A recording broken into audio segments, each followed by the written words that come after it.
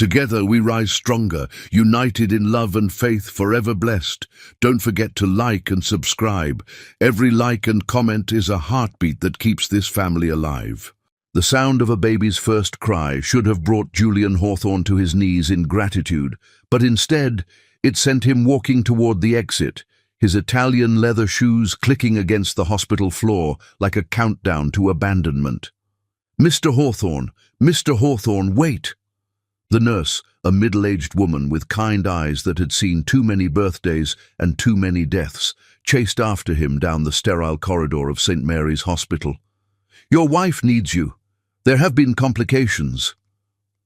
Julian stopped but didn't turn around. His shoulders, broad and imposing in his $5,000 suit, remained rigid as marble. "Is it a boy?" The nurse's silence stretched between them like a taut wire. "It's a beautiful, healthy girl, Mr. Hawthorne. She has your eyes." Those last 4 words would haunt Julian for the next 22 years, though he wouldn't know it yet. He reached into his wallet, pulled out a black credit card, and handed it to the nurse without looking at her. "Make sure they have the best room. I have business to attend to." "Sir, your wife is hemorrhaging. She needs to sign the papers my lawyer will bring tomorrow." Julian's voice was as cold as the December wind rattling the hospital windows. "Tell her she has 48 hours to vacate the house." Inside room 307, Folasade Hawthorne lay in a pool of her own blood and tears, her body trembling not from the cold but from the 18-hour labor that had nearly killed her. The baby girl in her arms was quiet now, unusual for a newborn, her dark eyes wide open and seeming to understand that she had been born into a world that had already rejected her. "Folasade, you need a transfusion immediately, doctor," Carter said, his voice urgent but gentle. He had delivered hundreds of babies, but something about this scene, the missing father, the dying mother, the alert infant, made his hands shake as he prepared the consent forms. "Where is your husband? We need his signature as next of kin." Folasade's sister, Daisy, burst through the door just then, her nursing scrubs still damp with snow. She had driven 90 miles through a blizzard after getting her sister's desperate call. "I'll sign whatever you need. I'm her family now." As the medical team rushed to save Folasade's life, Daisy held her niece for the first time. The baby didn't cry, didn't fuss. She simply stared with those impossibly aware eyes, as if she was already calculating the cost of being born unwanted. "What will you name her?" Daisy whispered to her sister, who was fading in and out of consciousness. "Zola," Folasade managed, her voice barely audible. "It means productive in Zulu. She will build something from these ashes." Across town, in a penthouse suite overlooking Central Park, Julian popped champagne with his pregnant mistress, Morgana. She was everything Folasade wasn't, blonde where Folasade was dark, calculating where Folasade was genuine, carrying a baby she swore was a boy where Folasade had failed to deliver the heir Julian demanded. "To our son," Morgana purred, raising her crystal flute, "to the future Hawthorne heir." Julian smiled, but it didn't reach his eyes. His mind wandered to his own father, the pharmaceutical titan who had built an empire on the backs of the desperate and sick. "Sons carry legacies," his father had told him. "Daughters carry other men's names." The next morning, while Folasade fought for her life in the ICU, Julian's lawyer, Bradley Stevenson, arrived with a stack of documents thick enough to build a wall, which, metaphorically, they would. "Mrs. Hawthorne," Bradley began, uncomfortable with the sight of the woman hooked to multiple machines, "Mr. Hawthorne has been more than generous. You'll receive $50,000 to relocate and establish yourself." Daisy snatched the papers before her sister could even attempt to reach for them. As a nurse, she had seen enough tragedy, but as a sister, she had never felt such rage. Generous. He's worth hundreds of millions, and he offers $50,000 to the woman who just gave him a child. "A child he didn't want," Bradley said quietly, immediately regretting his honesty. "Get out," Adaze said, her voice low and dangerous. "Get out before I forget my Hippocratic oath." But Folasade, gathering strength from some deep reservoir of dignity, stopped her. "I'll sign," she whispered, "but I want one thing added to the agreement." Bradley leaned in, eager to finish this distasteful business. "I want it in writing that he can never seek custody of Zola, ever, under any circumstances." "That's unusual.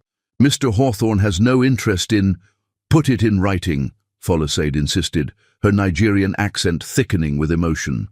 "A man who walks away from his child's first cry will one day want to claim her first success. I know men like him. Put it in writing." Bradley nodded and made the addition. As Folasade signed her name with a shaking hand, baby Zola began to cry for the first time since birth. A sound so piercing, so full of infant fury, that everyone in the room stopped. "She knows," Adaze murmured. "Somehow she knows." What none of them knew was that 3 days before Zola's birth, while Folasade was in early labor, Julian had already emptied her inheritance accounts. $10 million left to her by her father, a Nigerian diplomat who had died just weeks before. Money that was meant to secure his daughter's future in America had been transferred to offshore accounts in the Cayman Islands. Julian had forged her signature on power of attorney documents while she was sedated during a false labor scare 2 weeks prior. The next 48 hours passed in a blur of pain and indignity. Folasade, barely able to walk, was wheeled out of the hospital's back entrance to avoid any media attention that might embarrass the Hawthorne name. Adaze had rented a small apartment in Brooklyn, far from the Manhattan mansion where Folasade had spent 3 years believing she was building a life with a man who loved her.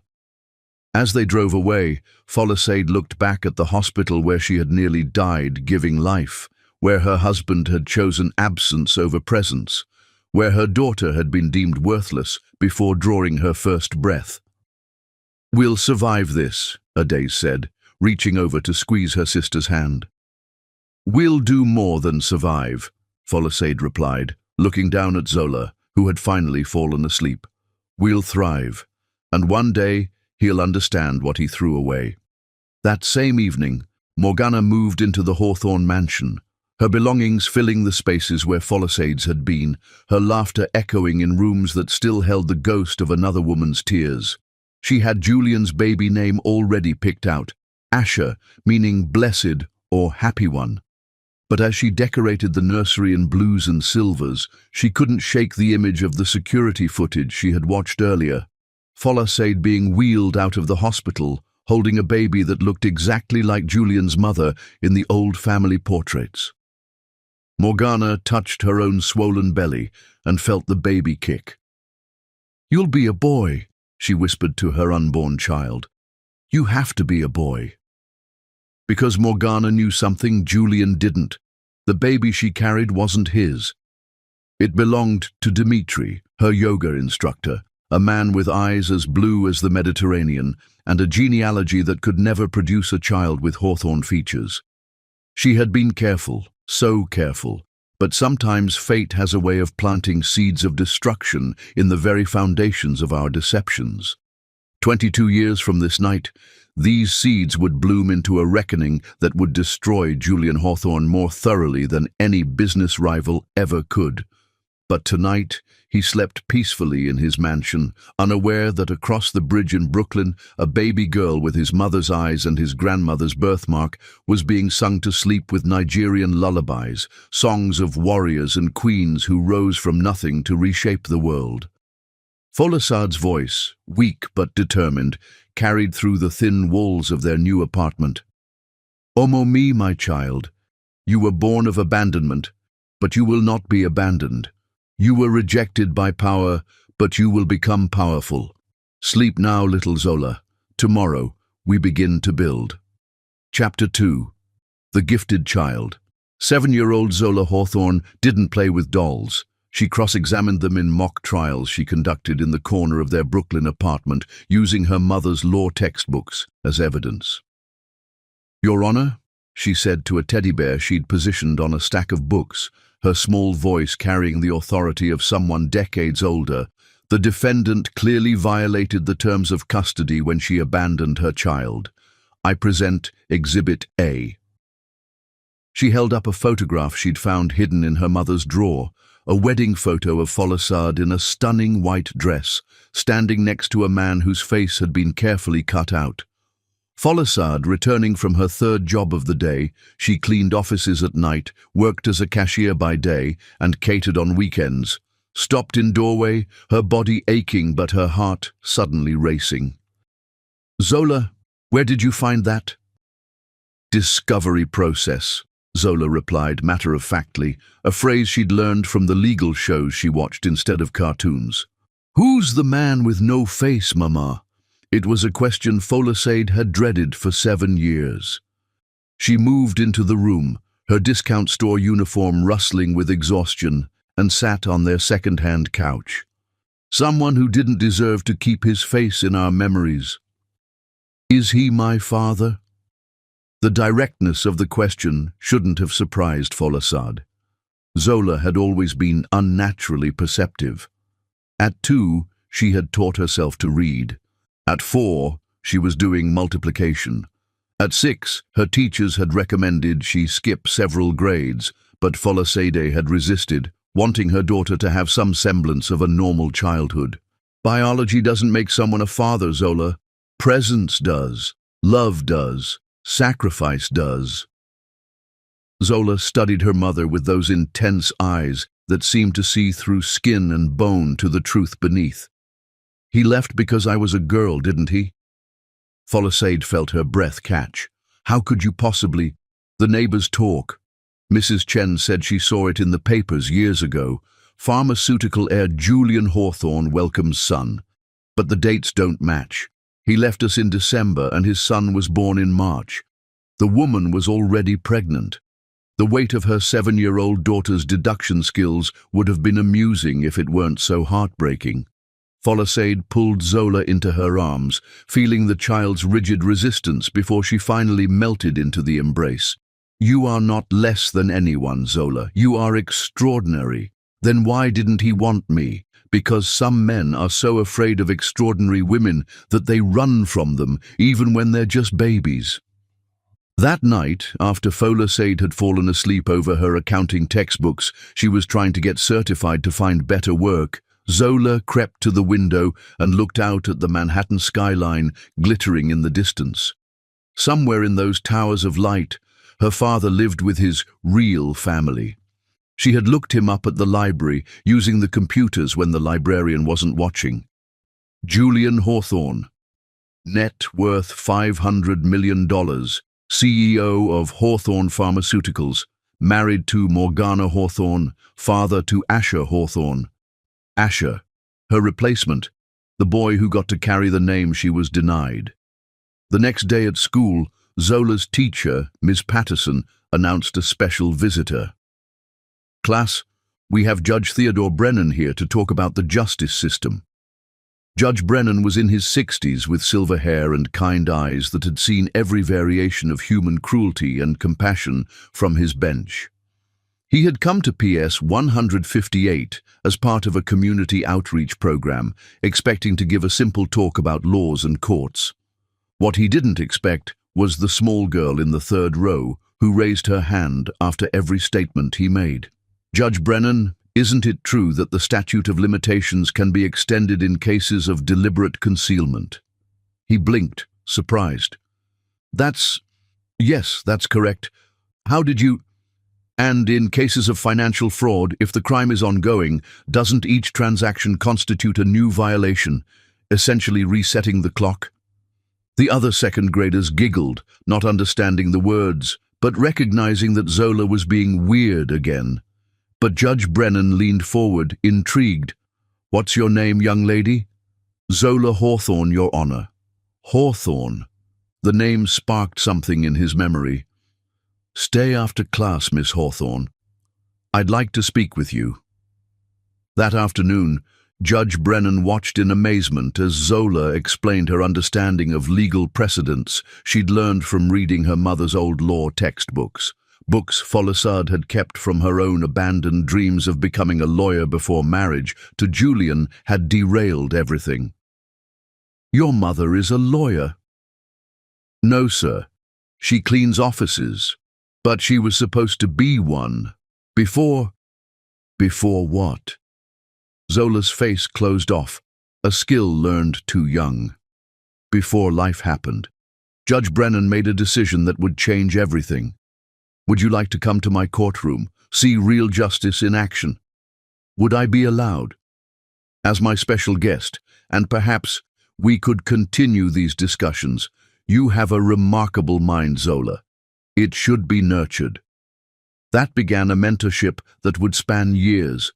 Every Saturday, while other children played in parks, Zola sat in Judge Brennan's courtroom, absorbing everything. He started bringing her books, real law books, not the outdated ones her mother had. He taught her Latin legal terms, explained the nuances of constitutional law, showed her how justice was supposed to work.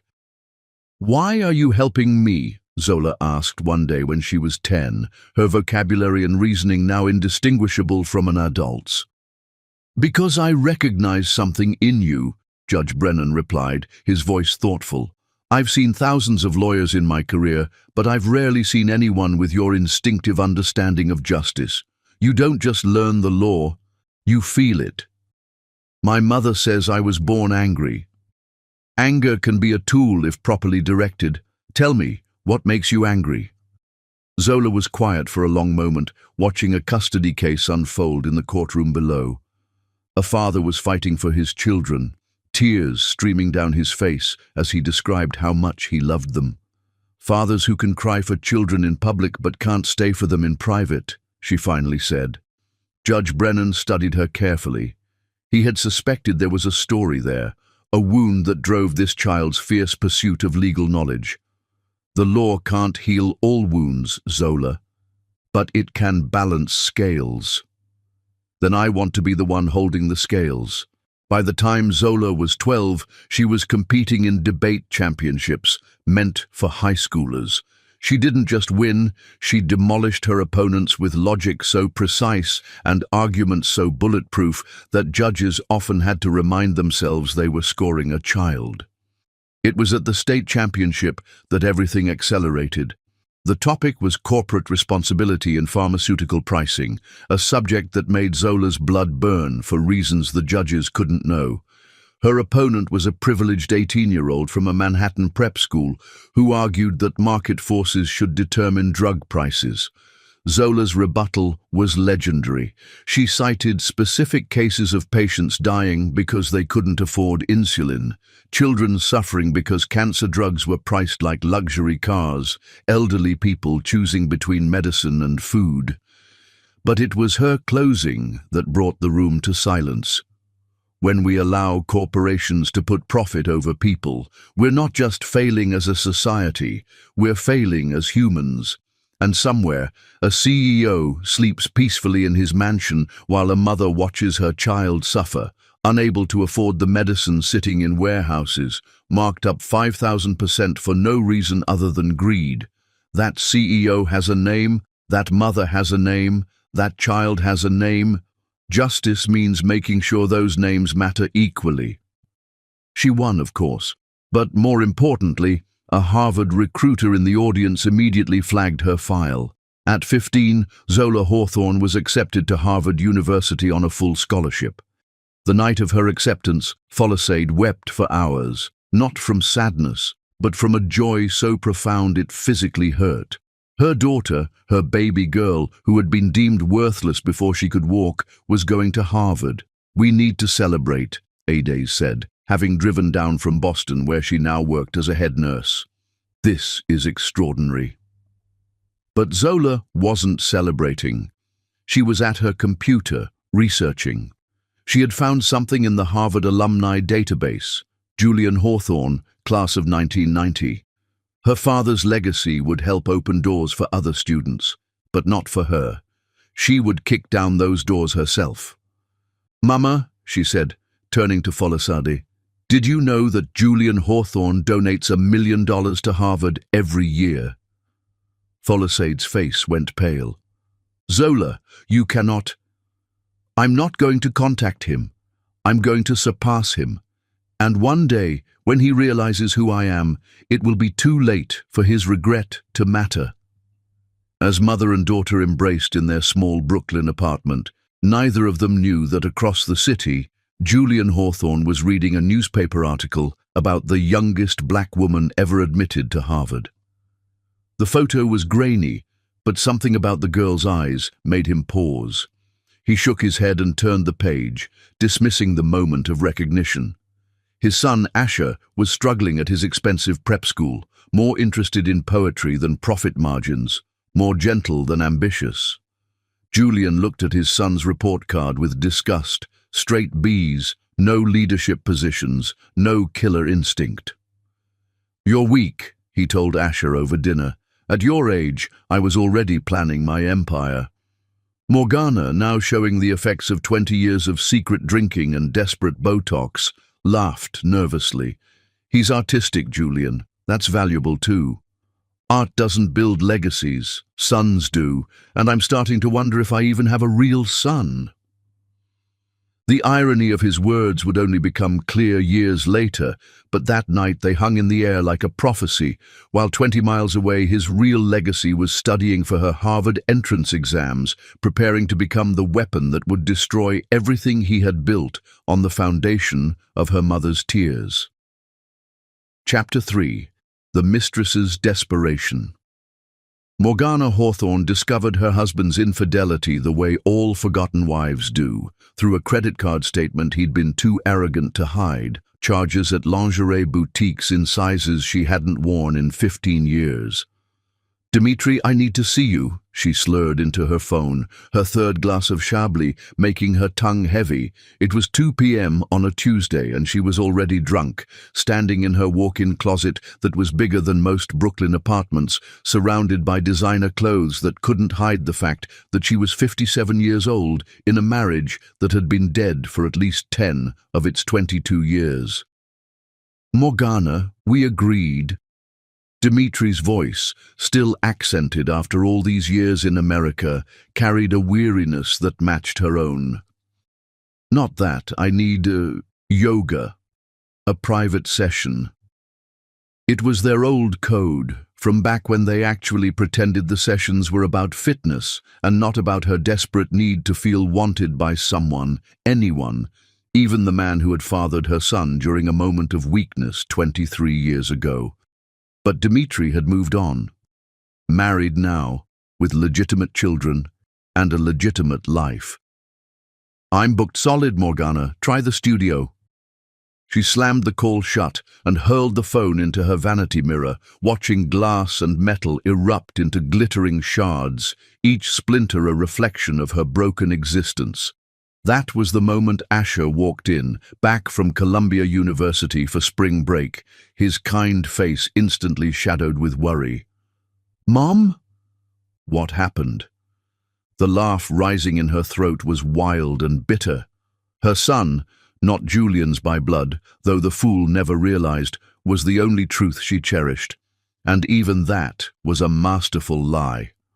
Your father's screwing a child, she spat, too drunk to filter herself. 23, younger than you. Asher's expression didn't shift, which somehow cut deeper. I already know. Everyone does. It's all over those vile gossip blogs. Morgana collapsed onto her velvet stool, age pressing heavy on her shoulders. How long? This one? About 6 months. But there've been more. Too many. Mom, you have to... I have to what? Run. With what money? Everything is in his name. That cursed prenup. I was pregnant, desperate, and pathetically naive. Asher lowered himself beside her. This boy who carried Dimitri's striking Mediterranean features Julian had foolishly credited to Morgana's non-existent Italian ancestry. Mom, there's something important I've never told you. Her bleary eyes narrowed. I know about Dimitri. The words sliced through her fog like ice water. What are you saying? When I was 16, there was a school blood drive.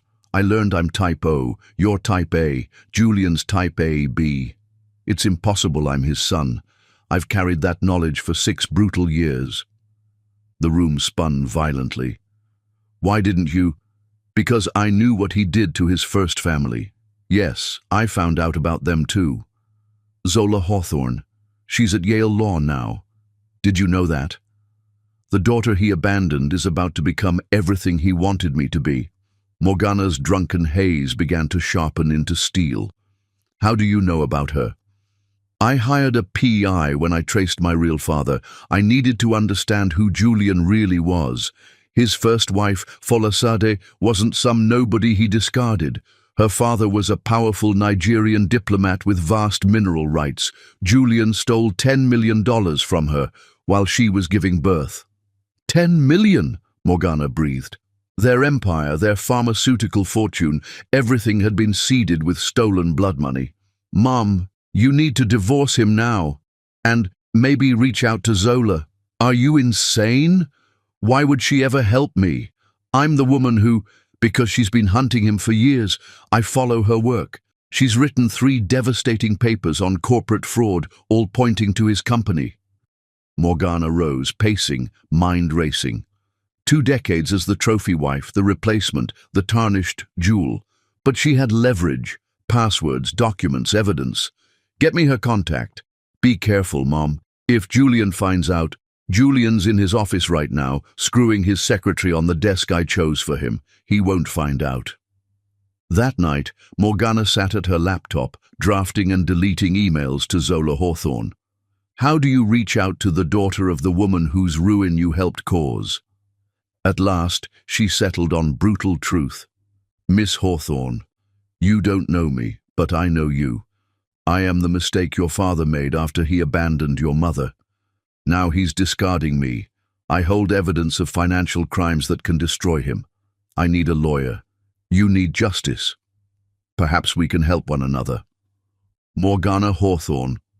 The reply came within the hour. Mrs. Hawthorne, I'm a student, not a lawyer, but I intern at Brennan and Associates. If you're serious about divorce, they're the best firm in New York.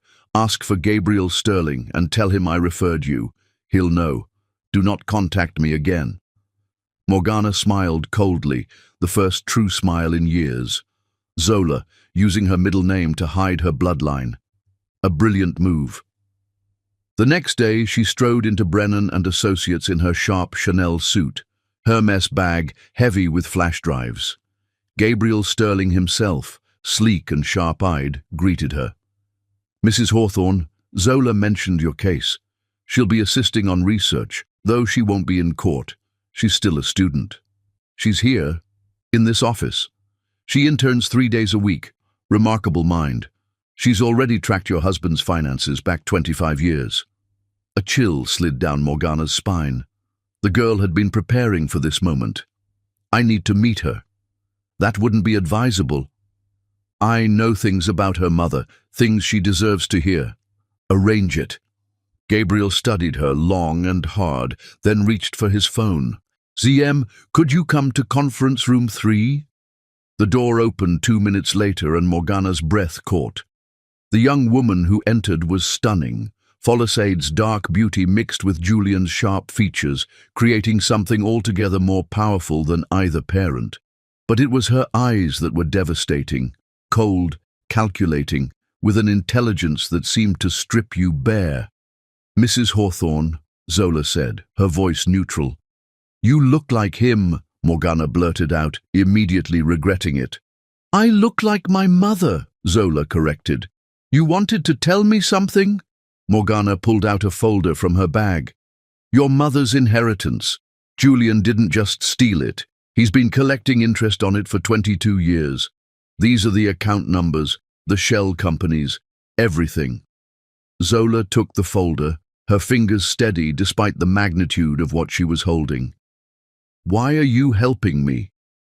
Because for 22 years, I've been living in your mother's house, sleeping in her bed, raising my son in the nursery meant for you. And every day, I've known I was living a life built on another woman's ruins. I told myself it was love, but it was just greed meeting greed. And now that he's discarding you, now I want him to lose everything, the way your mother did, the way you did. Zola studied her for a long moment. He's going to fight dirty. Let him. My son, Asher, he's not Julian's biological child. When that comes out in court, he'll be destroyed, Zola finished. His entire identity is built on having a male heir. There's more, Morgana said, pulling out another drive. Hawthorne Pharmaceuticals has been price-fixing insulin for years. The FBI has been sniffing around, but they need insider information. This drive has everything. Zola's eyes widened slightly, the first real emotion Morgana had seen from her. This could mean federal charges. That's the idea. You could be implicated. I'm 57 years old, drinking myself to death in a loveless marriage. Prison might be an improvement. For the first time, Zola smiled, a sharp, dangerous thing that transformed her face. Mrs. Hawthorne, I think we're going to work together just fine. As Morgana left the building, she felt lighter than she had in years.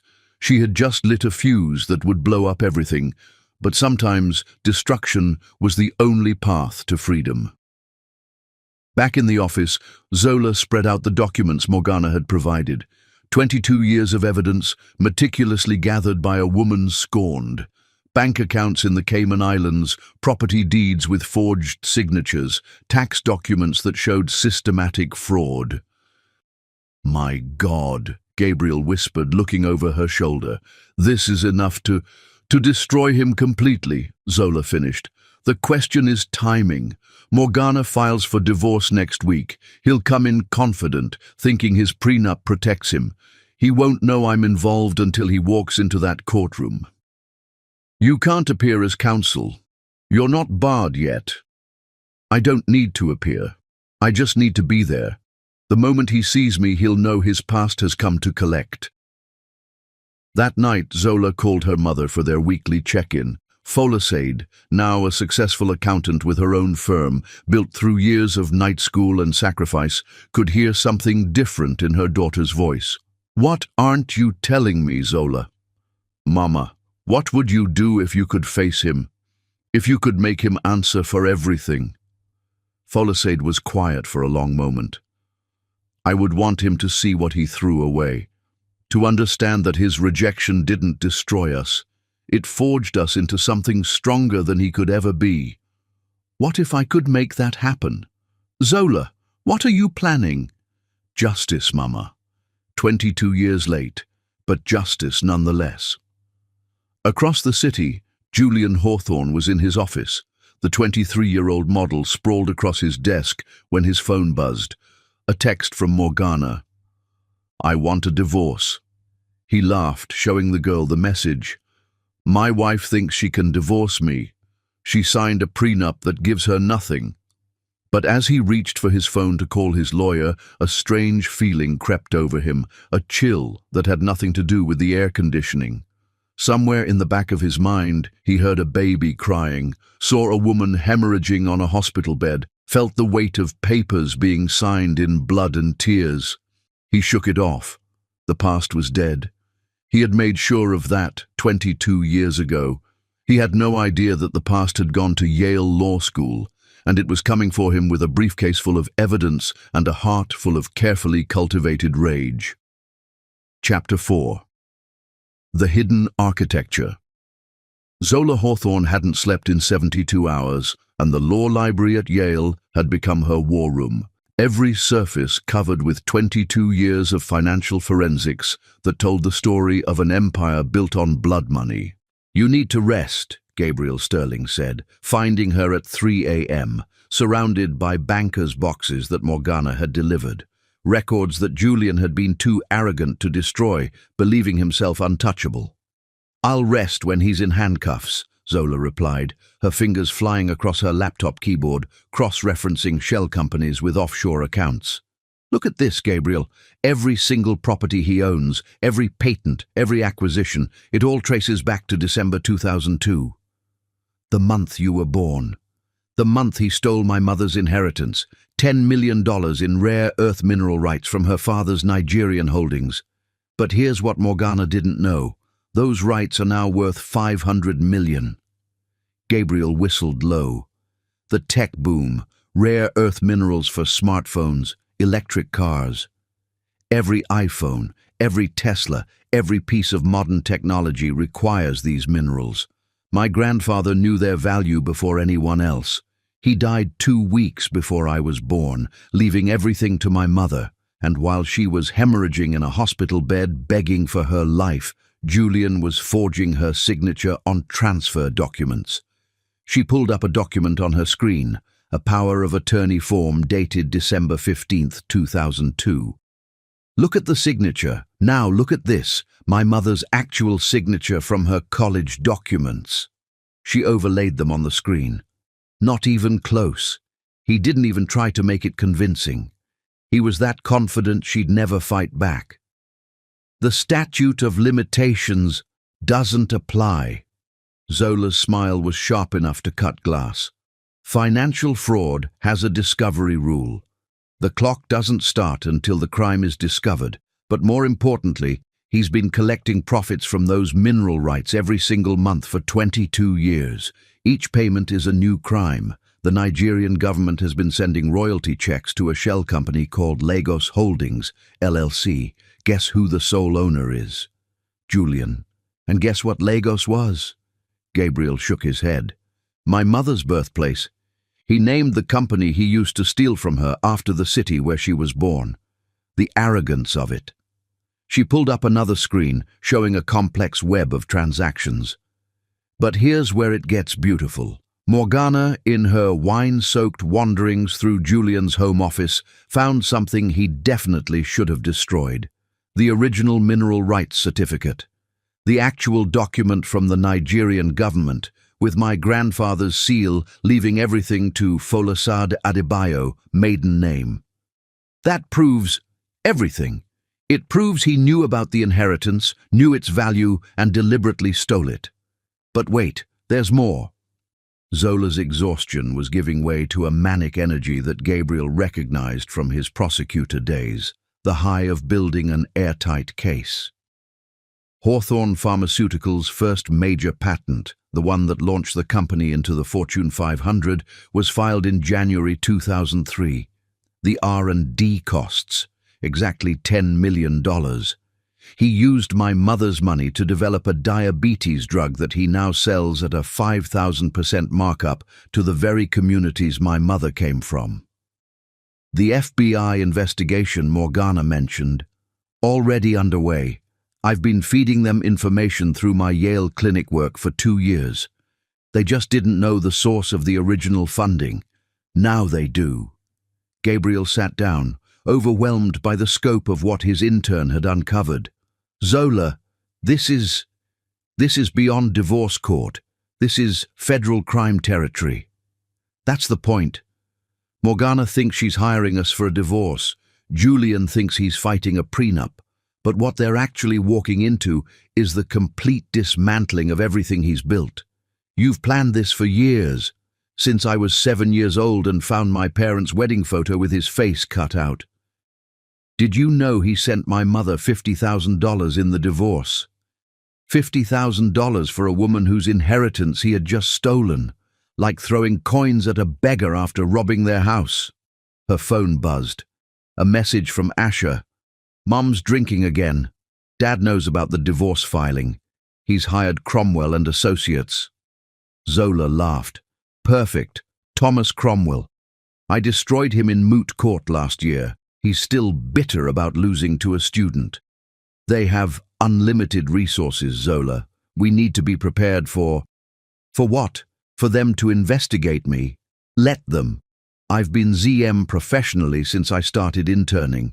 My mother legally changed our last name to her maiden name, Adebayo, when I was 10. The only place I'm still Zola Hawthorne is on my birth certificate, which is sealed. They won't know who I am until I walk into that courtroom. She turned back to her computer, pulling up more files. But just in case they try to play dirty, I have insurance. Every mistress Julian has had for the past decade, I have their contact information. Every bribe he's paid to FDA officials, I have the receipts. Every time he's cheated on his taxes, I have the forms. How did you... Judge Brennan taught me that justice isn't just about being right. It's about being prepared. For 15 years, he's been teaching me how to build cases. But my mother taught me something else. Patience. The Igbo people have a saying, however long the night, dawn will break. My dawn is next week. Gabriel stood to leave, then paused. Your mother doesn't know, does she? About your involvement? She knows I'm working on a big case. She doesn't know it's this. I want to protect her from any blowback until it's over. And after? After, she gets everything she should have had. The money, the houses, the dignity, and Julian gets a federal prison cell. The next morning, Zola stood in Morgana's penthouse apartment, the same home that should have been her mother's, looking at family photos on the mantel. Pictures of Asher at various ages, the boy who got the life that should have been hers. She felt no anger toward him. He was as much a victim as she was. Strange, isn't it? Morgana said, entering with coffee. You should have grown up here. No, Zola replied. I grew up exactly where I needed to. This place would have made me soft. Brooklyn made me sharp. Morgana studied her, this young woman who carried herself like a queen despite being raised in exile. He has no idea what's coming, does he? He knows you're divorcing him. He knows you have a lawyer. What he doesn't know is that every document you've provided, every piece of evidence, has been building a federal case for 2 years. What he doesn't know is that the FBI raid is already scheduled. They're just waiting for the divorce hearing to establish probable cause publicly. When? Tuesday, 9 a.m., courtroom 7, Judge Patricia Williams presiding. Williams. She hates him. He tried to bribe her once. I know. Zola's smile was cold. I clerked for her last summer. She's been waiting for a chance to see him burn. And she knows who you are? She knows I'm ZM, a brilliant intern with a particular interest in financial fraud. She doesn't know I'm his daughter. That revelation is reserved for Julian alone. Morgana poured herself wine despite it being 10 a.m. What do you need from me? Just show up. Look beautiful, look wronged. And when Julian sees me, don't react. Let him process it alone. What about Asher? He'll testify via video link. He's in California for the week, conveniently establishing alibi for when the FBI raids happen. He doesn't need to be connected to this. Morgana nodded, then asked the question she'd been holding back. Do you hate me? Zola considered this. You were 23, pregnant, and he was powerful. You took an opportunity. I don't hate you for surviving. I hate him for creating a situation where women had to choose between dignity and survival. Your mother, is she happy? She's successful. She built an accounting firm that specifically helps women recover hidden assets in divorces. She's saved hundreds of women from what happened to her. She sounds remarkable. She is. And next week, she's going to walk into that courtroom and see the man who destroyed her life realize that his destruction came from the daughter he threw away. As Zola left the penthouse, she passed Julian in the lobby. He didn't recognize her. Why would he? She was just another young black woman in a building full of invisible service people. But she recognized him. The same cold eyes from the photos, the same cruel mouth, the same arrogant walk. Excuse me, she said softly, stepping aside. He didn't even acknowledge her existence, stepping into the elevator without a word. Tuesday, she whispered to his retreating back. Tuesday, you'll see me. That night she called her mother. Mama, I need you to come to New York on Tuesday. Zola, what's happening? Justice, Mama. 22 years of justice. Will you come? Do you need me? I've always needed you, but on Tuesday, I need you to see something. I need you to see that every sacrifice you made, every tear you cried, every night you went hungry so I could eat, it all meant something. Zola, please, Mama, just come. Courtroom 7, 9 a.m. Wear your best dress. Folasade was quiet for a moment. The blue one? From my promotion celebration? Perfect. You'll be perfect. As Zola hung up, she looked at the wall of evidence she'd built. 22 years of crimes, meticulously documented. In less than a week, Julian Hawthorne would walk into a courtroom thinking he was fighting for his money. He'd actually be fighting for his freedom, and he'd already lost. Chapter 5. The Courtroom Lightning. Julian Hawthorne entered courtroom 7 at 8:55 a.m. wearing a $10,000 Armani suit, flanked by 5 lawyers from Cromwell and Associates, their combined hourly rate enough to feed a small village for a year. "Gentlemen," he said to his legal team, his voice carrying the casual arrogance of a man who'd never lost anything that mattered. "This should take 30 minutes. Morgana signed a prenup. She gets the standard payout. $2 million, not a penny more." Thomas Cromwell, lead counsel, nodded obsequiously. "The prenuptial agreement is airtight, Mr. Hawthorne. Your wife's counsel, Gabriel Sterling, is good, but he can't void a contract that explicit." Julian's eyes swept the courtroom, landing on Morgana, who sat at the plaintiff's table wearing the diamond necklace he'd given her for their 10th anniversary, the same anniversary he'd spent in bed with his mistress. She looked older, harder, like expensive leather left too long in the sun. "Pathetic," he muttered, then froze. At the plaintiff's table, partially hidden behind Gabriel Sterling, sat a young woman with her head down, reviewing documents. Something about the way she held her pen, the set of her shoulders. "All rise for the Honorable Judge Patricia Williams," the bailiff announced.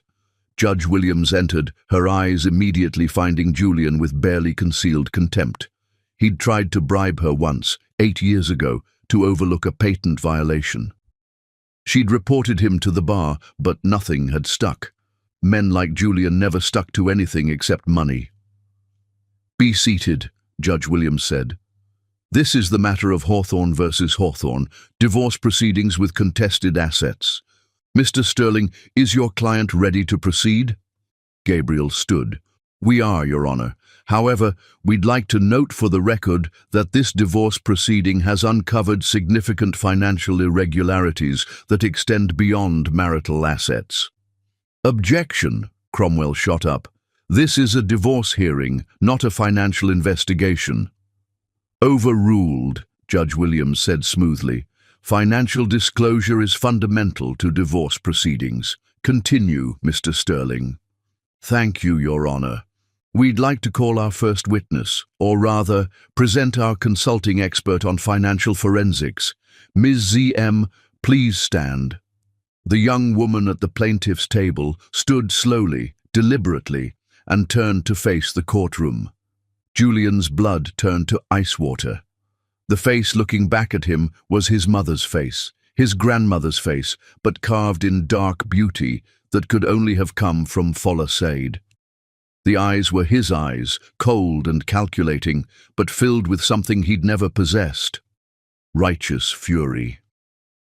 Morgana leaned over to whisper, loud enough for him to hear, "Meet Zola Marie Hawthorne.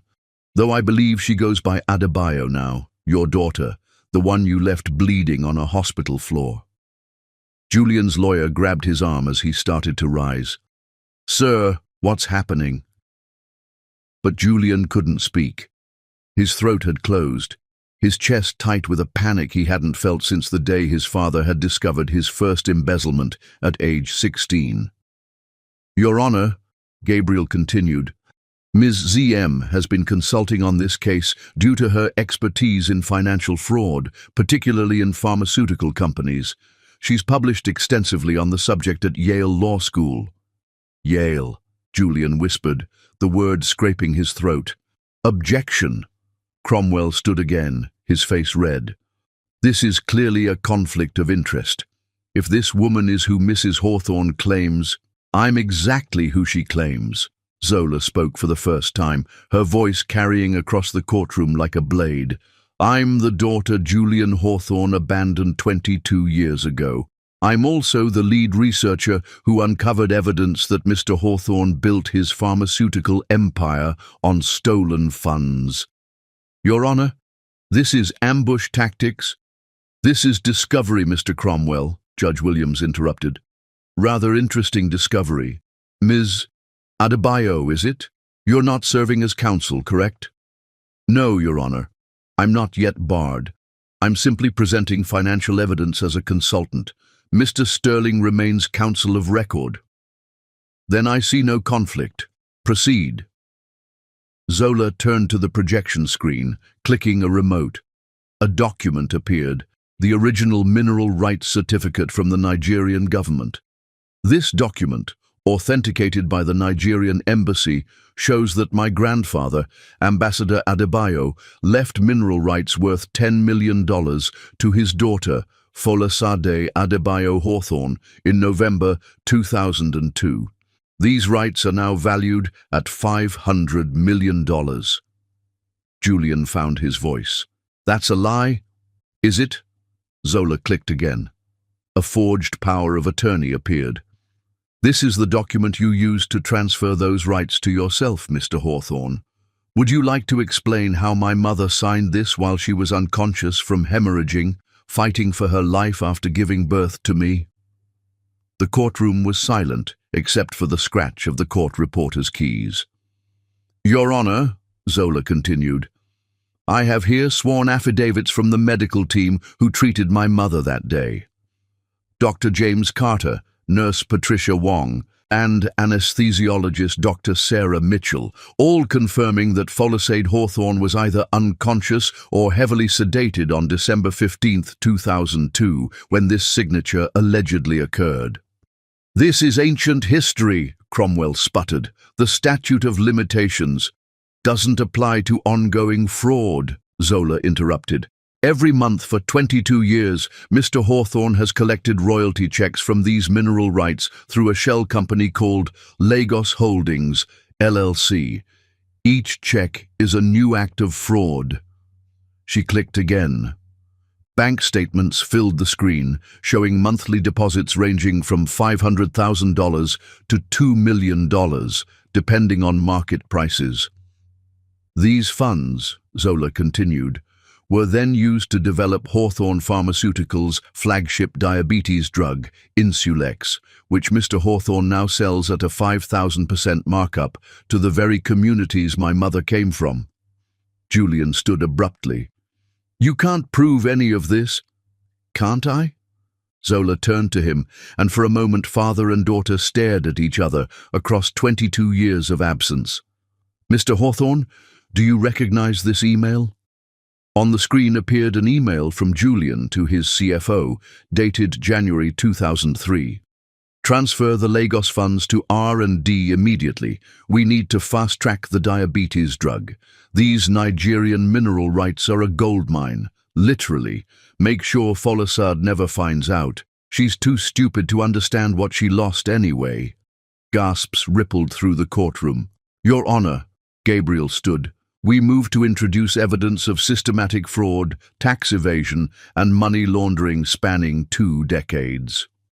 Your Honor, we need time to review, Cromwell began. You've had 22 years, Judge Williams said coldly. Motion granted. That's when the courtroom doors opened and Folasade Adebayo walked in. She wore the blue dress from her promotion celebration, the one she'd bought with her own money, earned from her own firm, built from nothing but will and brilliance. Her head was high, her spine straight, and her eyes found Julian's immediately. He looked like he'd seen a ghost. In a way he had. The woman he'd discarded, who he'd assumed had crawled away to die in obscurity, stood before him radiating a dignity that his money had never been able to buy. Mrs. Adebayo, Judge Williams said gently, recognizing her from the case files. Please, take a seat. Folasade sat in the gallery, directly behind her daughter. Zola didn't turn, but her shoulders straightened, drawing strength from her mother's presence. Your Honor, Zola continued, her voice stronger now. I'd like to present evidence that speaks not just to financial fraud, but to a pattern of deliberate cruelty. She clicked the remote. A hospital bill appeared. This is the bill for my mother's emergency treatment after giving birth. $18,000. Mr. Hawthorne, worth hundreds of millions at the time, paid exactly zero. My aunt, a nurse making $40,000 a year, took out a loan to pay it. Click. This is the eviction notice my mother received 3 days after leaving the hospital.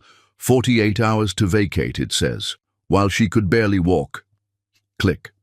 This is the custody agreement Mr. Hawthorne insisted on, permanently relinquishing all parental rights to me. He was so disgusted by having a daughter that he legally disowned me before I could walk. Click. And this is a photo from the society pages dated 1 week after my birth. Mr. Hawthorne at a charity gala, toasting his new wife and announcing the upcoming birth of his son. Julian's face had gone from red to white to grey. His lawyers were frantically whispering, shuffling papers, trying to find something, anything, to counter the onslaught. But here's the most interesting piece of evidence, Zola said, her voice dropping to almost a whisper. Mr. Hawthorne, do you know what your son Asher's blood type is? Julian's head snapped up. What does that have to do with... It's type O, Mr. Hawthorne. You're type AB. Morgana is type A. It's genetically impossible for you to be Asher's father. The courtroom erupted. Morgana covered her face. Whether in shame or to hide her satisfaction, no one could tell. Julian stood, his chair crashing backward. You lying? We have the DNA test results. Gabriel interrupted smoothly. Asher took one voluntarily. He's known for 6 years. The son you stayed for, the heir you chose over your daughter, isn't even yours. Julian turned to Morgana, his face contorting with rage. You whore! Mr. Hawthorne, Judge Williams banged her gavel. You will control yourself in my courtroom. But Julian was beyond control. 22 years of carefully constructed identity were crumbling. The son he'd groomed, the heir he'd chosen over his own blood, was another man's child. The fortune he'd built was founded on theft. The daughter he'd discarded had become his destroyer. Your Honor, Zola said, her voice cutting through the chaos, I'd like to note for the record that we've provided all this evidence to the FBI. They're particularly interested in the price-fixing scheme for insulin that Mr. Hawthorne has been running for the past decade. As if on cue, the courtroom doors opened again. 2 FBI agents entered, their badges visible. Julian Hawthorne, one announced. You're under arrest for wire fraud, money laundering, and violations of the Sherman Antitrust Act. As they cuffed him, Julian looked at Zola one last time. You're just like me, he spat. Cold, calculating, ruthless. Zola finally smiled. A real smile that transformed her face into something beautiful and terrible. No, Mr. Hawthorne, I'm like my mother. The difference is, she survived you. I'm ending you. As the FBI led Julian away, the courtroom slowly emptied until only 3 women remained. Folisade, Zola, and Morgana. Morgana approached slowly, cautiously. I'm sorry, she said to Folisade, for everything. Folisade studied her for a long moment. You were young.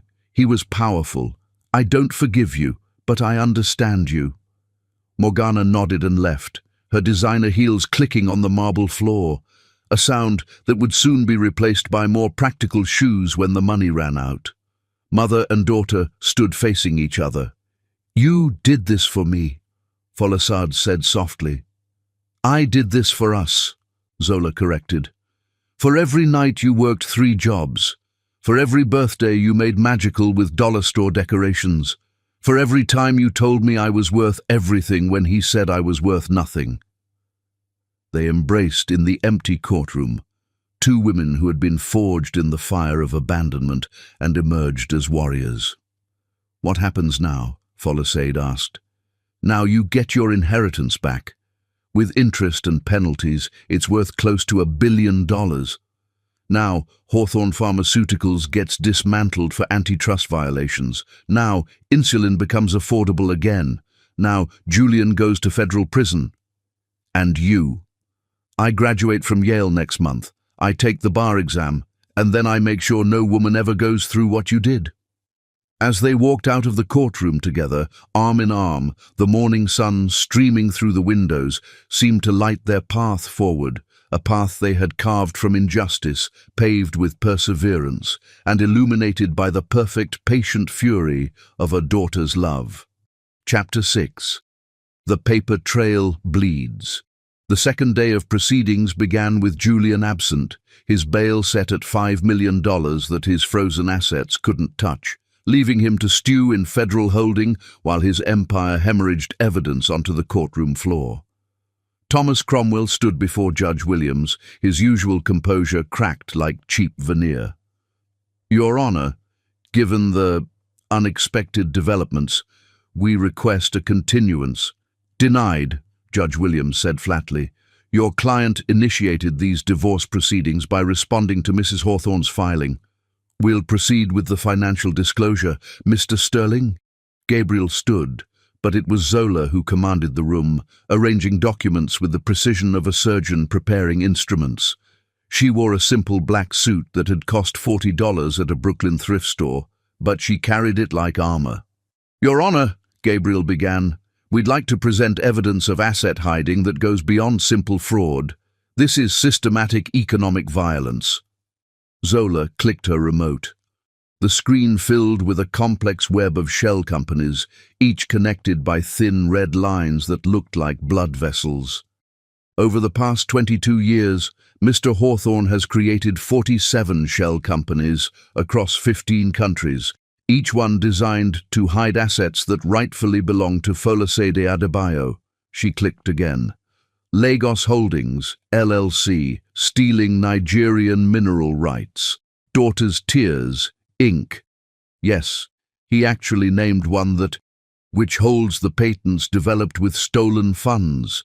And my personal favorite, Worthless Girl Enterprises, incorporated the day after I was born. The courtroom stirred with disgust. In the gallery, Folasade sat perfectly still, her dignity a rebuke to every humiliation. But here's where Mr. Hawthorne got sloppy, Zola continued. He used the same lawyer for all incorporations, Bradley Stevenson, who also happened to witness the forged signatures. Objection, Cromwell shouted. Attorney-client privilege is void in cases of ongoing criminal conspiracy, Zola interrupted. Crawford versus State of New York, 2019. Mr. Stevenson has already received immunity in exchange for testimony. The door opened, and Bradley Stevenson entered, looking like a man walking to his own execution. He'd aged badly in 22 years, his conscience finally catching up with his face.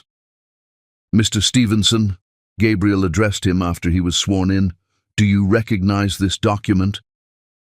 Bradley's hands shook as he took the power of attorney form. Yes.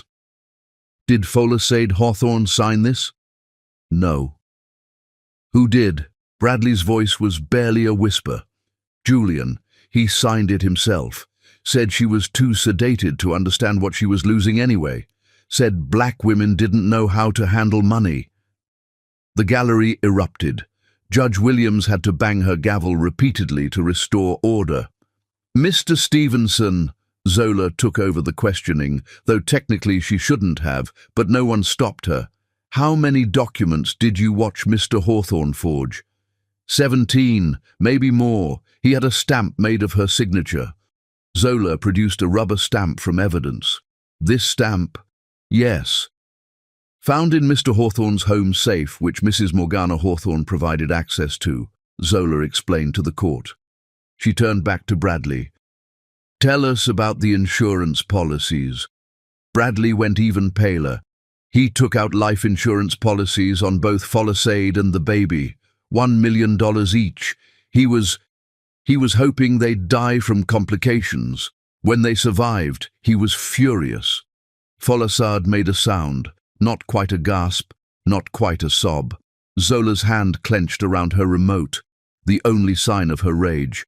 "Your Honor," Gabriel said, "we'd like to introduce evidence of attempted murder for insurance fraud." "That's a separate criminal matter," Judge Williams said, though her disgust was evident. "But noted for the record. Continue with the financial disclosures." Zola clicked to a new slide. "Let's talk about where the money went. Hawthorne Pharmaceuticals, founded January 2003, with exactly $10 million in startup capital. By 2005, it was worth $50 million. By 2010, $500 million. Current valuation, $2 billion. She turned to face the courtroom. "Every penny of that empire was built on money stolen from my mother while she bled on a hospital bed. But that's not the worst part." New slide. Photographs of people, elderly, sick, desperate. These are victims of Hawthorne Pharmaceuticals' price-fixing scheme. Insulin that costs $2 to produce, sold for $800 a vial. This is Margaret Chen, age 67, who died rationing her insulin because she couldn't afford it. This is Deshaun Williams, age 12, who went into diabetic coma when his family had to choose between rent and medicine. This is... Objection. Cromwell stood. Relevance? Mr. Hawthorne's wealth is directly relevant to the divorce settlement, Judge Williams said. Continue, Ms. Adebayo. This is Maria Santos, Zola continued, her voice steady despite the tears she was fighting. Age 34, mother of 3, who died last month because she couldn't afford insulin. She was from Lagos, Nigeria, the same city Mr. Hawthorne named his theft after. She let that sink in before continuing. The FBI has connected 17 deaths directly to Hawthorne's price-fixing. 17 people who died so he could afford another yacht, another mistress, another temple to his ego. Your Honor, a new voice spoke from the gallery. Everyone turned to see Asher Hawthorne, or rather Asher Demetriou, as he'd legally changed his name, standing in full military dress uniform. I'd like to testify, he said. Judge Williams looked surprised. Mr. Sterling. We'd like to call Asher Demetriou to the stand, Gabriel said quickly. Asher took the oath, his Mediterranean features, so clearly not Julian's, obvious to everyone now. He looked at Morgana with sadness, at Zola with respect, and at the empty defendant's chair with contempt. Mr. Demetriou, Gabriel began, you were raised as Julian Hawthorne's son. I was raised as his project, Asher corrected. From the time I could walk, I was groomed to be his heir. Except I was never good enough, not ruthless enough, not cruel enough. He used to make me read business books instead of children's stories, made me practice hostile takeover scenarios with my toys. When did you learn he wasn't your biological father? When I was 16, blood drive at school, but I think I always knew. He never looked at me with love, just disappointment that I wasn't the killer he wanted me to be. Tell us about the documents you found. Asher pulled out a flash drive. When I was 18, I hacked into his personal computer. I found everything, the theft, the fraud, the affairs, but also this, emails where he discussed his plan to divorce my mother once I turned 21 and inherited my trust fund from my grandfather. He was going to take that too. Morgana gasped from the plaintiff's table. There's more, Asher continued. He has a son, a biological son, with his secretary from 10 years ago. He's been paying her off, hiding the kid in New Jersey. The boy's name is Julian Jr. He's 10 years old. The courtroom exploded again. Even Zola looked shocked. This was news to her. So he got his son after all, Asher said bitterly. Another child he abandoned, just hidden better. Your Honor, Zola stood recovering quickly. We moved to add Julian Jr. as an interested party in the asset distribution. That child deserves support. His father will never provide from prison. So moved, Judge Williams agreed. Mr. Demetriou, Gabriel continued, is there anything else you'd like to tell the court? Asher looked directly at Zola. Just that I'm sorry for living the life that should have been yours, for benefiting from your mother's pain. I'm so sorry. Zola's professional mask slipped for just a moment, revealing something raw underneath. You were a child. Children don't apologize for their parents' crimes. But I'm not a child anymore, Asher replied, which is why I'm donating my entire trust fund, $30 million, to the Folasade Adebayo Foundation for Single Mothers. Folasade stood abruptly, her hand over her heart. Young man, you don't have to. Yes, I do, Asher said firmly. It's the only clean money I have. Everything else is tainted with theft. As Asher left the stand, he stopped at Folasade's seat and did something unexpected. He knelt, taking her hands in his. You're the mother I wish I'd had, he whispered, loud enough for the court to hear. Strong enough to survive him. Brave enough to thrive without him. Your daughter is extraordinary because you are extraordinary. Folasade pulled him into an embrace, this boy who had lived her daughter's stolen life, and whispered something in Igbo that only Zola understood. You are forgiven, child. Go in peace. Your Honor, Gabriel said as Asher left, we have one more piece of evidence to present. Zola clicked her remote one final time. A video appeared, security footage from a hospital, dated December 15th, 2002. This is from St. Mary's Hospital the day I was born, Zola explained. Watch the timestamp, 3:47 p.m. On the grainy footage, a younger Julian could be seen in the hospital parking lot, on his phone. The audio was unclear, but his gestures were animated, angry. Now watch this, Zola said. Same timestamp, different camera. The screen split. On the other side, Folasade was being rushed into emergency surgery, hemorrhaging, medical staff working frantically to save her life. At the exact moment my mother was dying, Zola said, her voice finally cracking with emotion. Julian Hawthorne was on the phone with his broker, transferring her money. We have the phone records. We have the transaction logs. While she bled, he stole. While she begged for her life, he counted his profit. She turned to Judge Williams, tears finally falling. Your Honor, we're not just asking for justice. We're asking for acknowledgement that what happened here was a crime against humanity. That a man who could watch a woman almost die giving birth to his child and think only of money is not a man at all. He's a monster, and monsters don't get to keep their treasures. Judge Williams was visibly moved. Ms. Adebayo, do you have a final statement? Zola wiped her tears, straightening. Yes, Your Honor. Julian Hawthorne built a $2 billion empire on $10 million of stolen money. By the principle of unjust enrichment, every penny of that empire belongs to my mother. But we're not asking for all of it. We're asking for half, $1 billion, to be placed in trust for the victims of his price-fixing, the families he destroyed, the children like me who were deemed worthless before they could prove their worth. And the other half?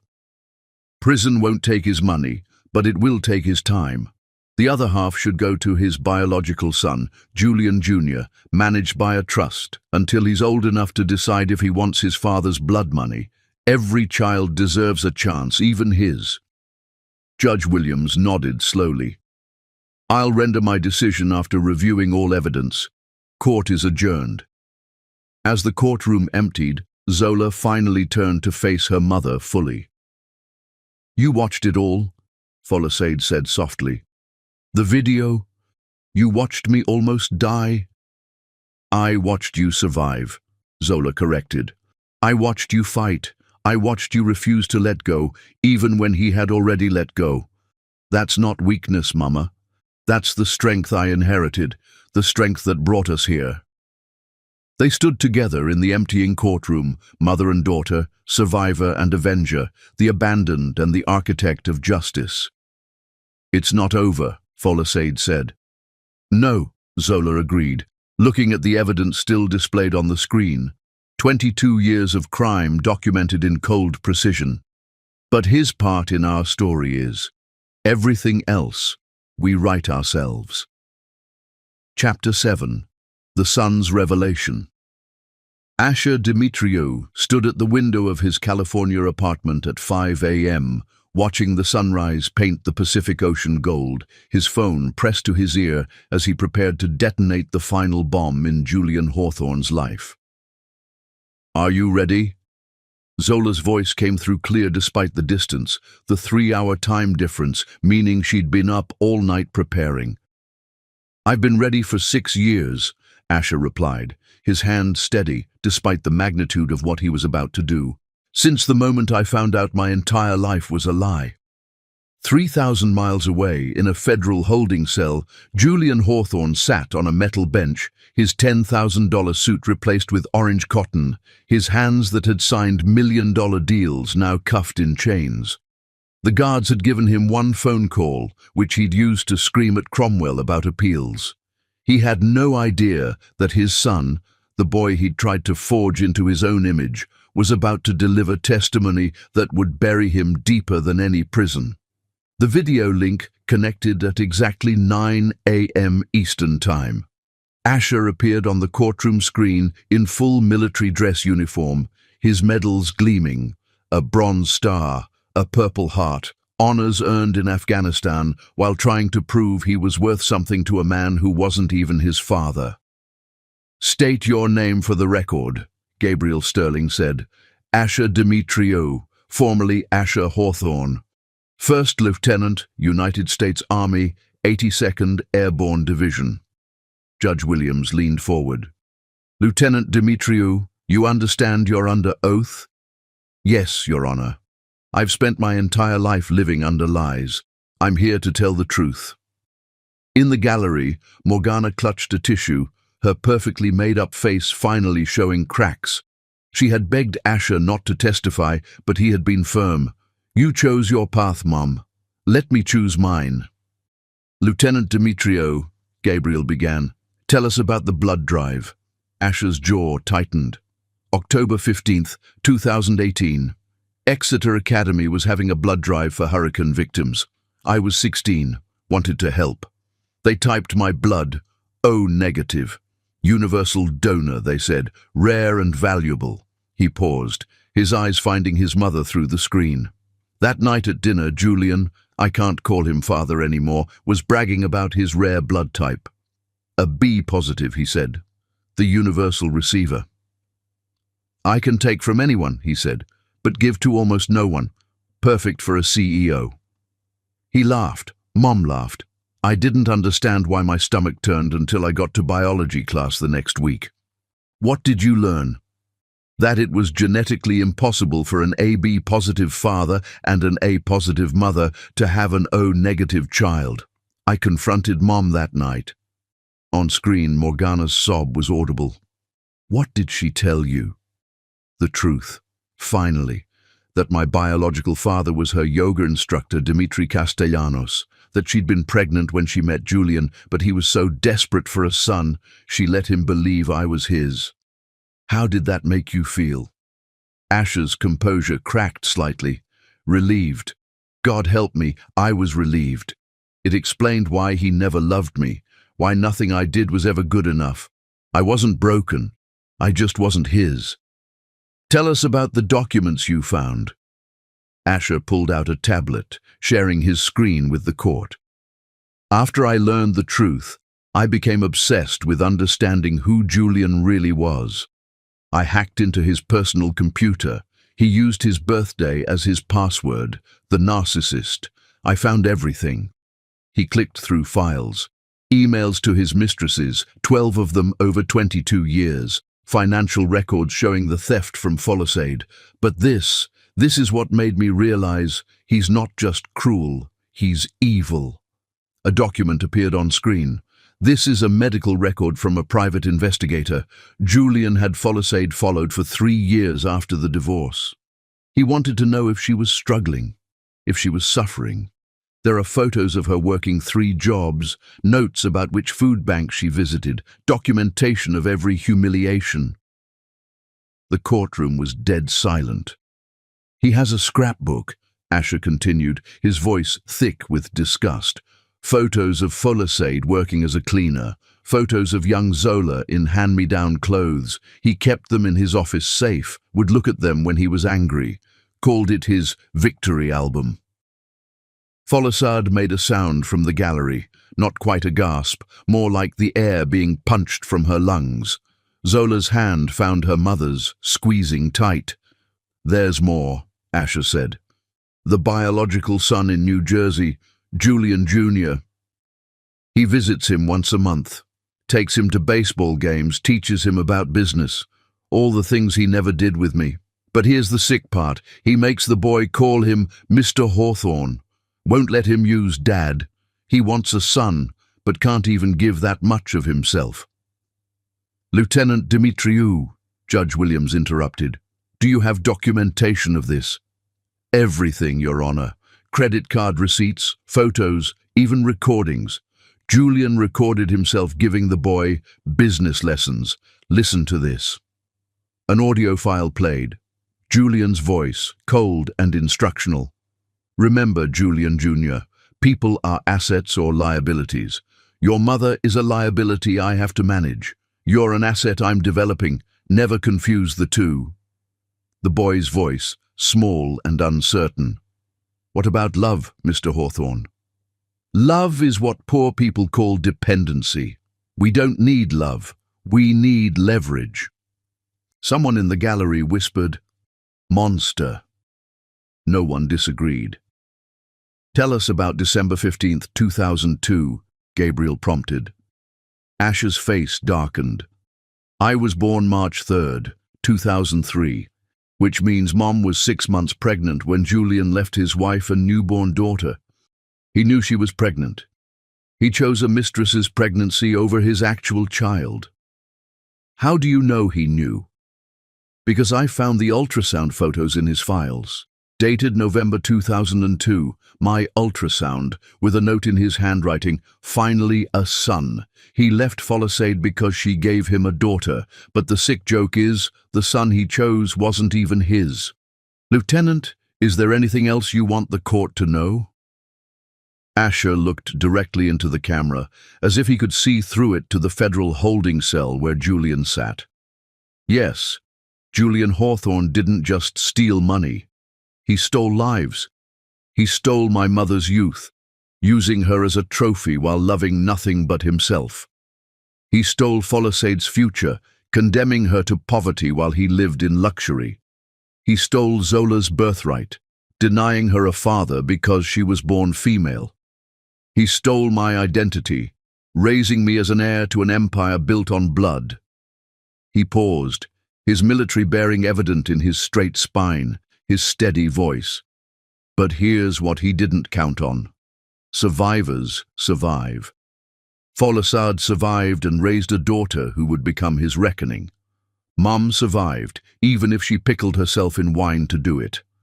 I survived by finding my real father, who teaches kindergarten and calls me Mijo and loves me for who I am, not what I can become. And Zola...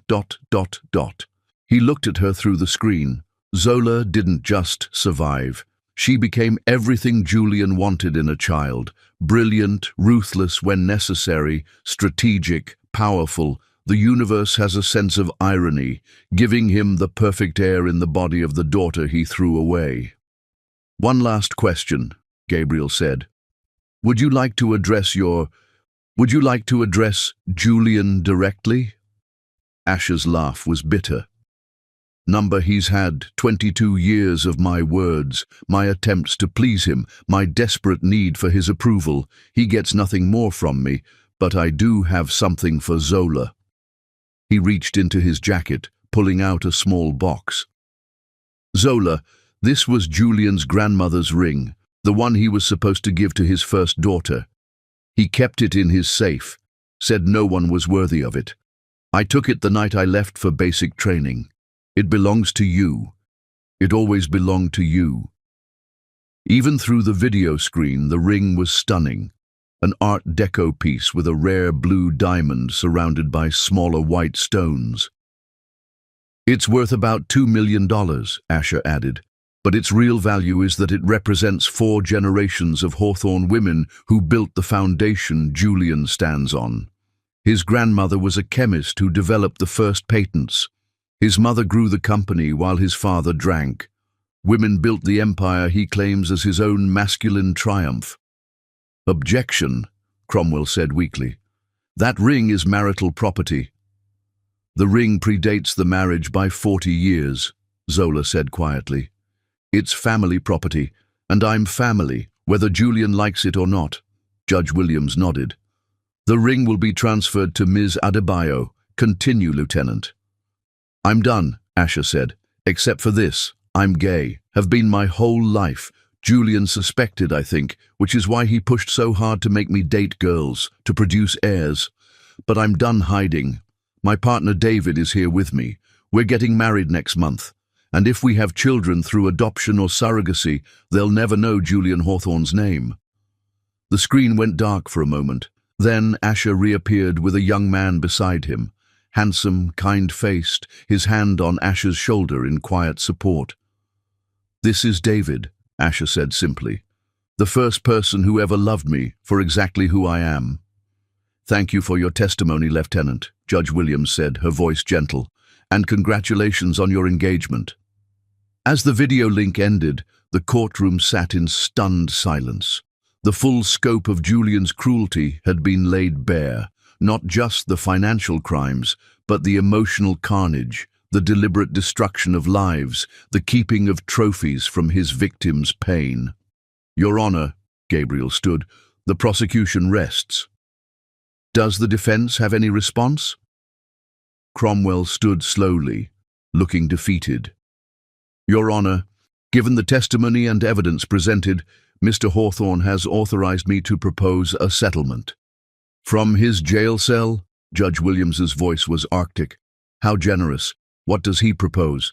"Full admission of financial fraud, transfer of all assets to a trust for distribution in exchange for leniency in criminal sentencing." Zola stood abruptly. "No." All eyes turned to her. "No deals. No leniency. No mercy. He showed none. He gets none. He serves the full sentence for every crime. 25 to life for the fraud, additional time for the deaths his price-fixing caused. He dies in prison, or he dies knowing prison is waiting." "Ms. Adebayo," Judge Williams said carefully, "that's not entirely your decision." "Your Honor, I represent the victims of Hawthorne Pharmaceuticals in a class action suit filed this morning. 17 families who lost loved ones to his greed. They've all signed the same statement. No deals." She pulled out a stack of papers, each one a life lost, a family destroyed. "Margaret Chen's daughter wants him to know her mother's last words were an apology to her children for not being able to afford the medicine. Deshaun Williams's parents want him to know their son asked if he was dying because they were poor. Maria Santos's children want him to know they asked if Mommy went to heaven because Daddy couldn't make enough money." Her voice never wavered, but tears streamed down her face. "So no, Mr. Cromwell, no deals. He owns what he did. All of it. Every death, every tear, every moment of desperation he caused while he counted money built on my mother's blood." Judge Williams nodded slowly. "Mr. Cromwell, please inform your client that this court recommends the maximum sentence for all charges. Furthermore, all assets of Hawthorne Pharmaceuticals and personal holdings of Julian Hawthorne are hereby frozen pending final distribution determination." "Your Honor." "Court is adjourned until tomorrow for final judgment." As the courtroom emptied, Folasade approached the plaintiff's table where Morgana sat, destroyed. "Get up," Folasade said quietly. Morgana looked up, mascara streaking her cheeks. "What?" "Get up. You're pathetic, but you're not broken. I survived him. You can too. Get up." Morgana stood slowly, unsteadily. You're 57, Folasade continued. I was 25. You have education. I had nothing. You have connections. I had a sister and a baby. Stop wallowing and start rebuilding. It's what women do. Why are you helping me?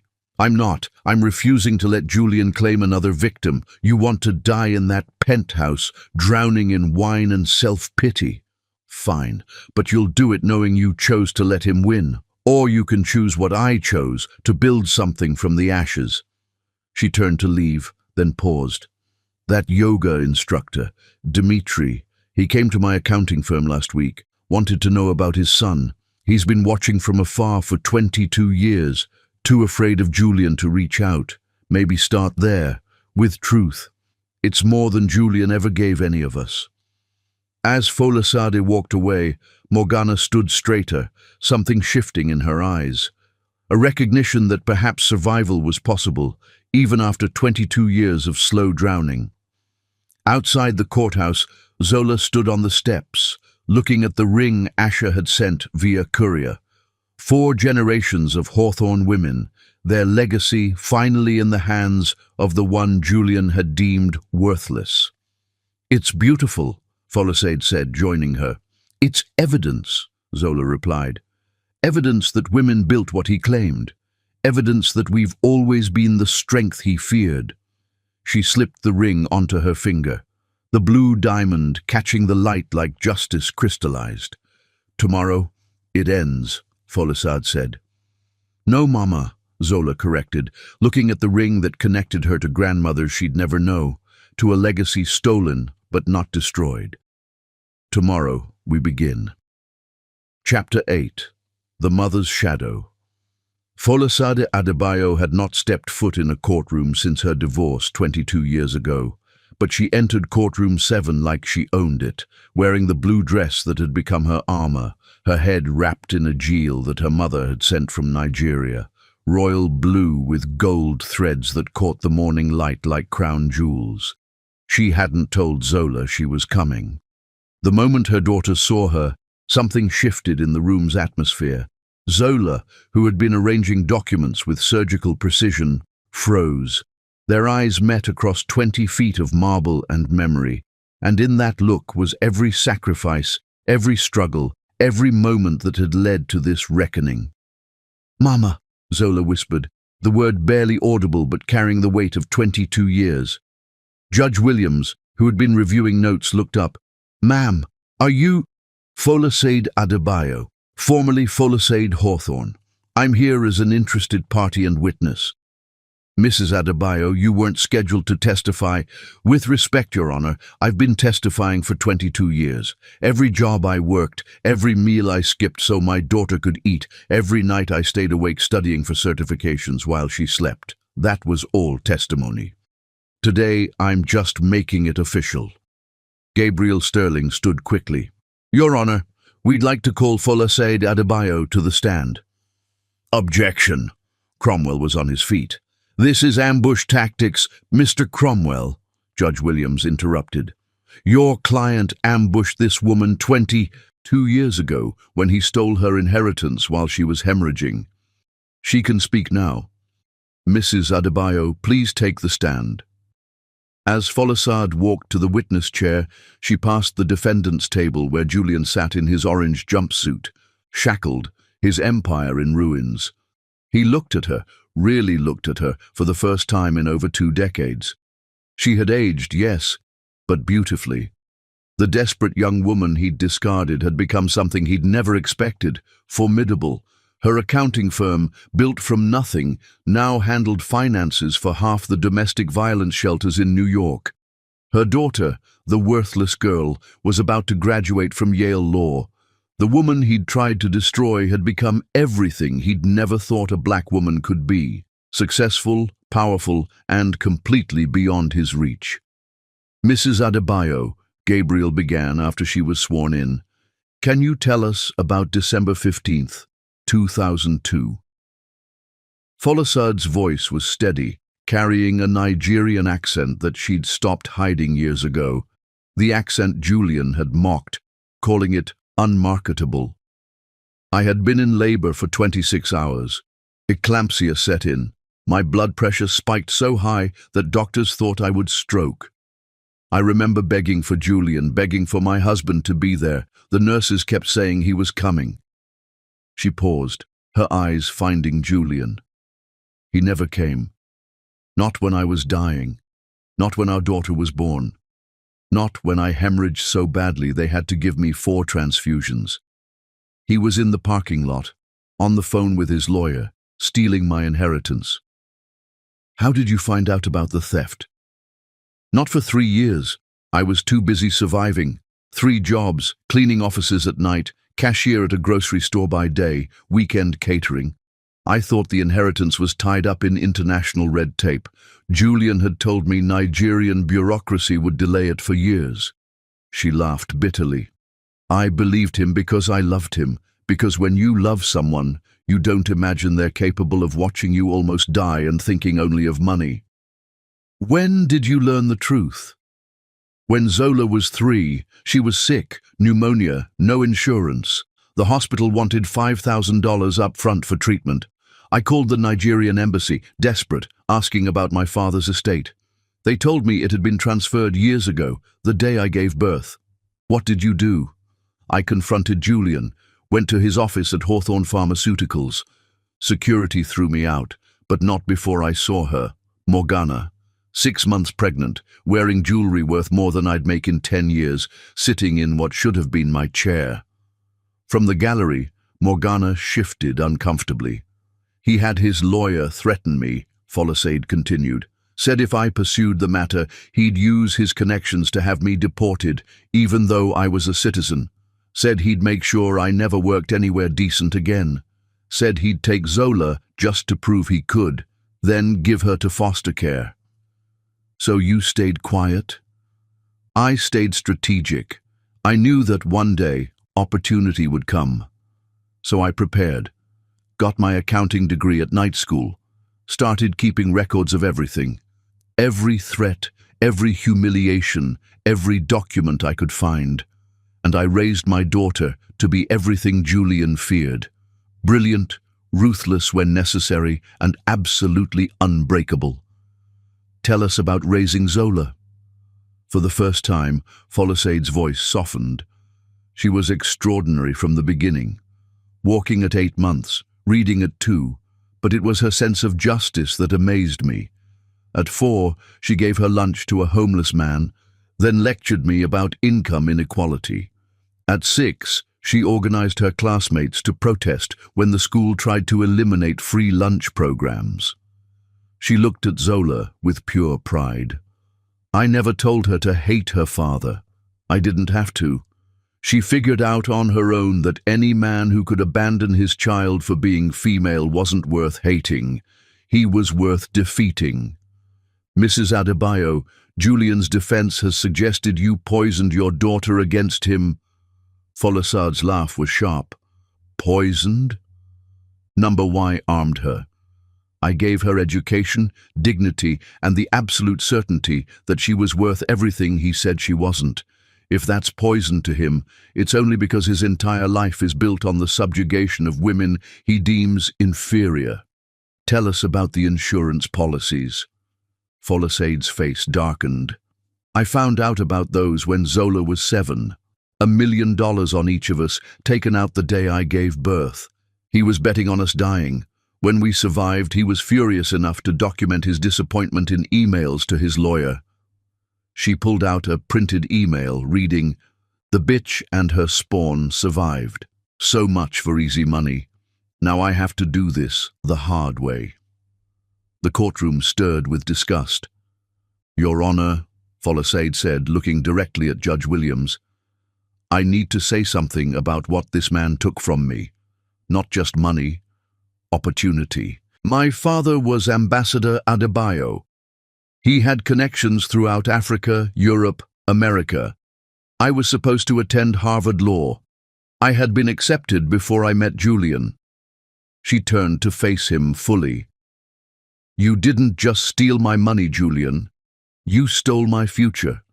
You stole the law career I'd dreamed of since I was 10. You stole the international human rights work I'd planned. You turned me from a future lawyer into a cleaning woman, and you enjoyed it. I know you enjoyed it because you had me followed, photographed, documented like some kind of trophy. How do you know about the photographs? Your son, Asher, sent them to me, every single one. You in your mansion, looking at pictures of me scrubbing toilets. Did it make you feel powerful? Did it make you feel like a man? Julian's lawyer whispered urgently in his ear, but Julian pushed him away, his face contorting with rage. You were nothing, Julian suddenly exploded, standing despite his shackles. A nobody African with delusions of grandeur. I made you relevant by marrying you. Mr. Hawthorne, Judge Williams banged her gavel. You will control yourself or be held in contempt. But Folasade smiled, a beautiful, terrible smile. There it is, the truth. You never saw me as human, just a thing to own, to discard when I produced the wrong genital configuration in our child. But here's what you never understood, Julian. Nigerian women are raised to be warriors. We smile, we accommodate, we survive. But we never forget, and we never forgive. She stood in the witness box, her presence filling the room. You thought you broke me, but you just taught me how to rebuild from ashes. You thought you destroyed my daughter's future, but you just gave her the hunger to devour yours. You thought you won, Julian, but all you did was plant the seeds of your own destruction in the tears of the women you betrayed. Mrs. Adebayo, Gabriel said gently, is there anything else you'd like to add? Folasade reached into her bag, pulling out a worn notebook. This is my journal from those years. Every night, no matter how exhausted, I wrote to Zola. Letters for when she was older, for when she would ask why her father left. Would you like to hear one? Judge Williams nodded. Please. Folasade opened to a marked page, her voice steady but emotional. December 15th, 2005, Zola's 3rd birthday. My dear daughter, today you asked why other children have daddies and you don't. I told you that some people aren't capable of love, only ownership. Your father wanted to own a son, not love a daughter. But here's what I need you to know. His absence is not your loss. It's his. Every day he doesn't see your brilliant smile, every milestone he misses, every moment of your extraordinary existence he ignores. That's his poverty, not yours. You are not fatherless. You are father-free. Free to become everything without the weight of his limitations. Free to soar without his gravity pulling you down. Happy birthday, my warrior princess. The world doesn't know it yet, but you're going to change everything. Tears were flowing freely in the gallery. Even Judge Williams wiped her eyes. One more thing, Folasade said, her voice stronger now. Julian, you should know that your pharmaceutical empire, the one built on my father's money, it's being investigated by the Nigerian government for illegally exporting minerals that were never yours to sell. They're seeking extradition. Even if you survive American prison, Nigerian prison is waiting, and they have a very different view of men who steal from ambassadors' daughters. Julian's face went white. His lawyers huddled, whispering frantically. Furthermore, Folasade continued, every woman you've ever been with has been contacted. The mistresses, the secretaries, the escorts, they're all part of a class action suit for sexual coercion and financial abuse. Turns out you have a pattern of targeting vulnerable women, promising them security, then discarding them when they age out of your preference. 23 women, Julian. 23 women ready to testify. Your Honor, Cromwell stood desperately. This is hearsay. It's fact. Zola stood, holding a thick folder. Filed this morning in federal court. Hawthorne v. 23, Jane Does. They're represented by Gloria Allred. She sends her regards, by the way. The courtroom door opened, and an assistant handed Gabriel a note. He read it, his eyes widening. Your Honor, I've just been informed that the FBI has uncovered additional crimes. Mr. Hawthorne has been running an illegal organ harvesting scheme through his pharmaceutical company, targeting African immigrants. The Nigerian connection wasn't just about minerals, it was about kidneys. The courtroom exploded. Julian lunged forward, held back by guards. "Lies!" he screamed. "This is all lies!" "Actually," a new voice said from the gallery, "it's all true." Everyone turned. Bradley Stevenson stood again, his face grey with shame. "I helped set it up. The organ scheme. We targeted people who wouldn't be missed, wouldn't be believed. People like—" He looked at Folasade. "People like you were supposed to be, Mrs. Adebayo, poor black foreign. Julian called them spare parts for real people. I can't live with it anymore. I'm turning state's evidence." Judge Williams had heard enough. "Mr. Hawthorne, you are remanded to federal custody without bail pending additional charges. This divorce proceeding is concluded with summary judgment for the plaintiff. All assets are hereby transferred to a trust for victim restitution." As the guards dragged Julian away, he screamed at Folasade, "You planned this! You and that bitch daughter! You planned this for years!" Folasade stood tall, regal, untouchable. "No, Julian, I didn't plan anything. I just raised a daughter who refused to let injustice stand. I raised a daughter who took the rage you gave her and forged it into a sword. I raised a daughter who became everything you feared, a black woman with power, intelligence, and absolutely no mercy for men who mistake cruelty for strength." As Julian was dragged out, still screaming, Folasade turned to Zola. "I'm proud of you, my daughter, not for destroying him, that was inevitable, but for becoming yourself despite him, for turning pain into power, abandonment into achievement." Mother and daughter embraced in the middle of the courtroom, two women who had walked through hell and emerged as queens. "Your Honor," Folasade said, turning back to Judge Williams, "I have one request." "Yes, Mrs. Adebayo?" "The Hawthorne name. I want it legally stripped from everything. The company, the buildings, the patents, everything built with my father's money should bear his name instead. The Adebayo Foundation, the Adebayo Medical Centers. Let African children benefit from what was stolen from Africa." Judge Williams smiled. "I'll make it so." As they left the courtroom, Folasade and Zola walked arm in arm, their heads high, their backs straight. Behind them, the Hawthorne empire crumbled, its foundation of theft and cruelty finally exposed. "What now, Mama?" Zola asked. Now we build something better, something clean, something ours." They stepped into the sunlight, free at last from the shadow of the man who had tried to destroy them, not knowing he was only forging them into something unbreakable. Chapter 9. The Empire Falls. The FBI raid began at 4:47 a.m. across 17 locations.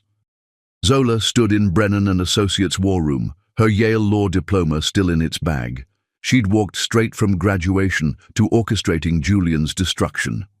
Team Alpha breached the main servers, FBI Special Agent Patricia Chen reported. 23 years of records downloading. Team Beta found organ harvesting documentation, another voice crackled. Photos, medical records. They targeted undocumented immigrants from Nigeria, promising free medical care. Zola's grip tightened on her coffee cup. Even now, Julian's evil surprised her. "We found the secret surgical suite," Agent Chen continued. "Your intel was perfect, Ms. Adebayo." Gabriel Sterling whistled. "Organ farm in Manhattan." On screen, Morgana was escorted out in handcuffs, minimal charges to ensure cooperation. Another feed showed the New Jersey house raid where they'd found Julian Jr., traumatized but safe. "Nigerian authorities revoked Julian's visa," Agent Chen announced. "All escape routes cut off." Thomas Cromwell burst in, face flushed. "This is illegal. You orchestrated everything." "I used the system legally," Zola replied calmly. "The same system your client abused. You're not even a lawyer yet, but I will be next week. I don't need a law degree to report crimes to the FBI. This is revenge. This is justice. Your client killed 17 people through price fixing, ran organ harvesting, destroyed countless lives." They found the bribery list, Agent Chen announced excitedly. Every politician, FDA official, Judge Julian paid off, all documented. Her phone rang, Julian's voice raw with rage. You fucking bitch! You destroyed everything. You destroyed yourself. I held up a mirror. I'm your father. Number, you're a sperm donor. Folasade Adebayo is both my parents. When I get out, you're not getting out. Organ harvesting is 25 to life. We found all your hidden money, every account, every cryptocurrency wallet. It's all being liquidated for victim restitution. Another call. Zola, are you watching the news? Folasade asked. Every network covered the raids. Pharmaceutical giant falls on CNN.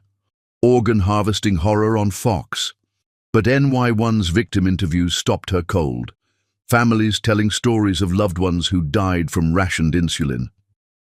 We thought it was greed, one father said through tears. We didn't know he was trying to kill poor people. The reporter continued. Investigation shows Julian Hawthorne specifically targeted low-income areas, believing thinning the herd would improve society, his own words. Judge Williams entered, unprecedented for a sitting judge. We're establishing a special tribunal. Julian Hawthorne will face crimes against humanity charges.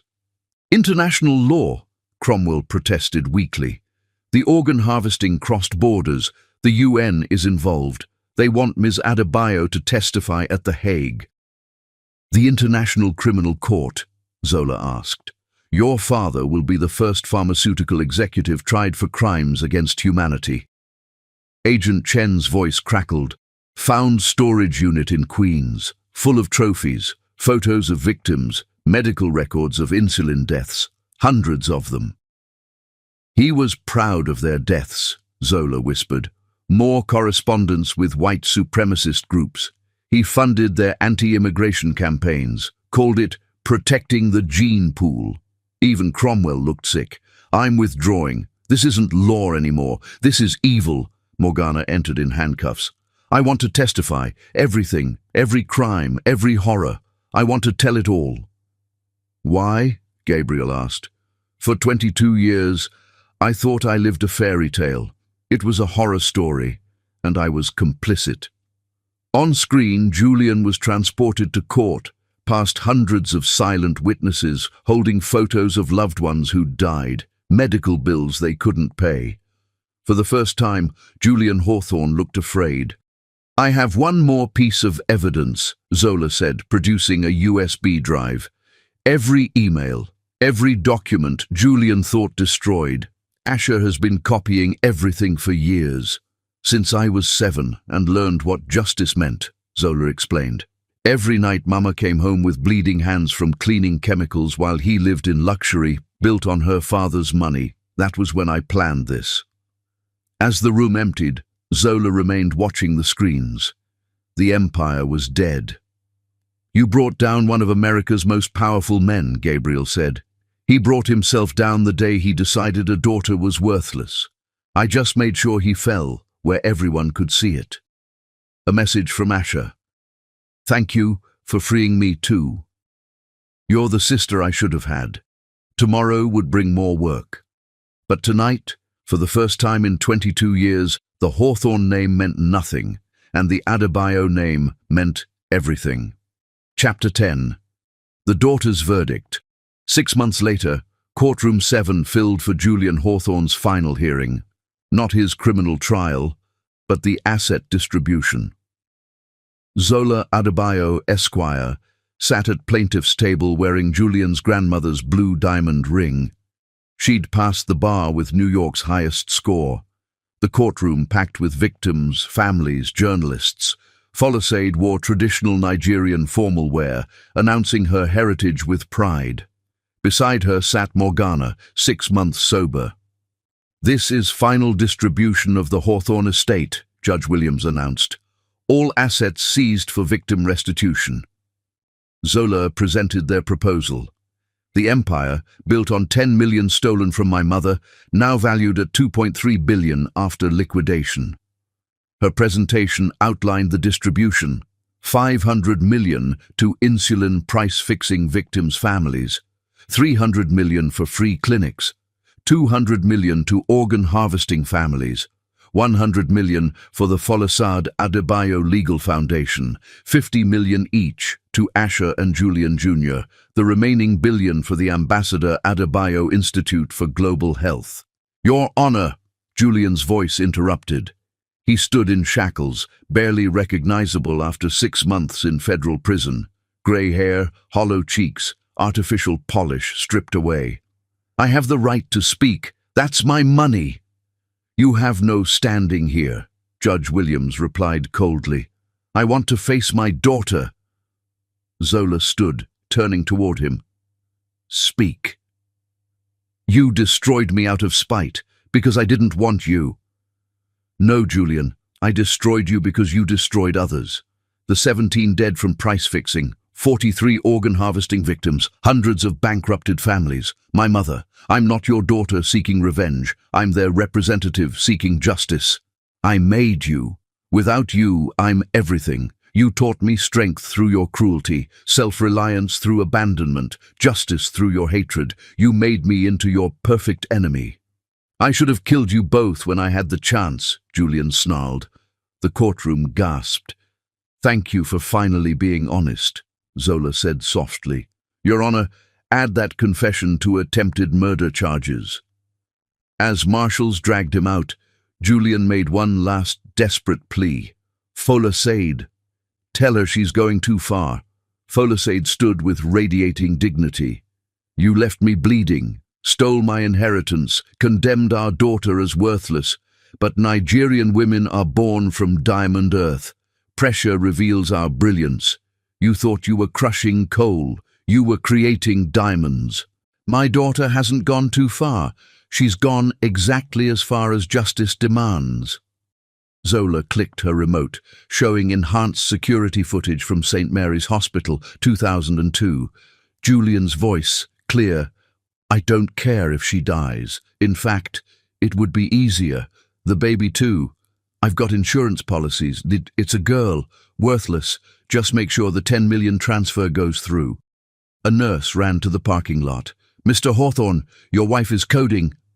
Julian's response, then let her code. I have business to handle.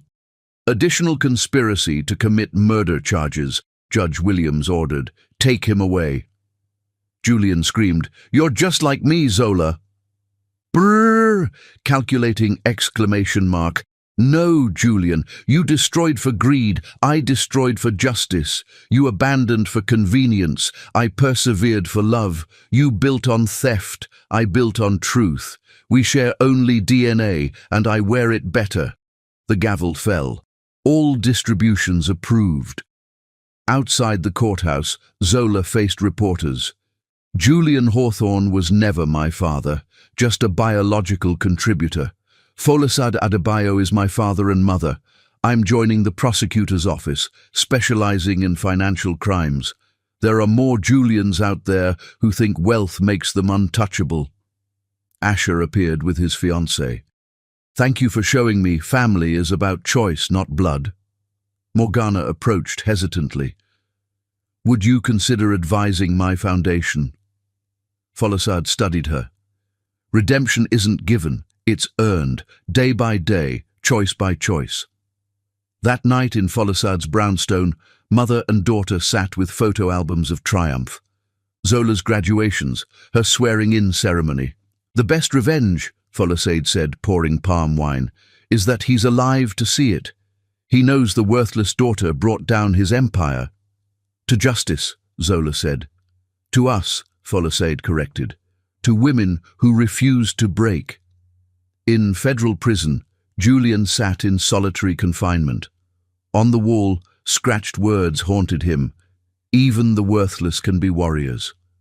The scales of justice had finally balanced, held by the daughter he'd thrown away, the daughter who'd become everything he'd feared, everything he'd never be. The end. Epilogue, 5 years later. The Adebayo Institute for Global Health had provided free insulin to over 1 million patients worldwide. The Folasade Adebayo Legal Foundation had helped 3,000 women escape abusive relationships with full financial recovery. Zola Adebayo had become the youngest district attorney in New York history, with a perfect prosecution record against financial predators. Julian Hawthorne had died in prison, alone, unmourned, his name a cautionary tale taught in law schools about how justice, though sometimes delayed, is never denied. And somewhere in Brooklyn, in a small frame on a successful businesswoman's desk, sat a photo from a hospital 27 years ago, a mother holding her newborn daughter, both of them survivors before the battle even began. Warriors before the war was declared, victorious before the enemy even knew he had lost.